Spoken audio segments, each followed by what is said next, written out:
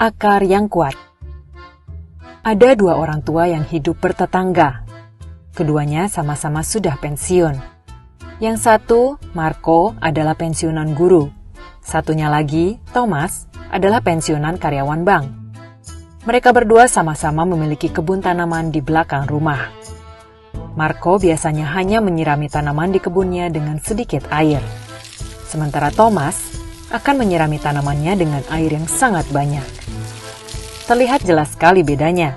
Tanaman di kebun milik Marco tampak tidak terlalu rimbun, sementara tanaman milik Thomas tampak rimbun dan tumbuh sangat subur.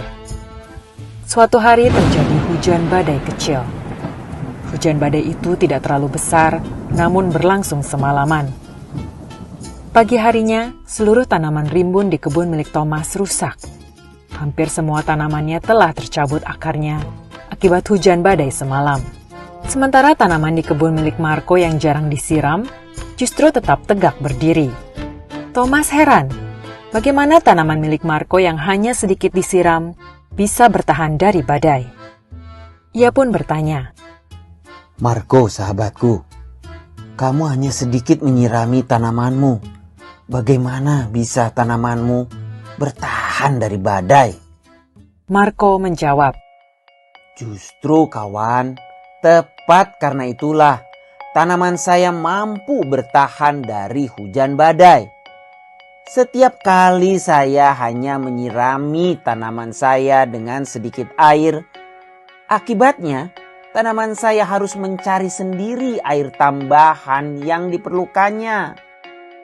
Yang pada akhirnya membuat akar tanaman saya terus berkembang jauh ke dalam tanah dan juga menjadi sangat kokoh.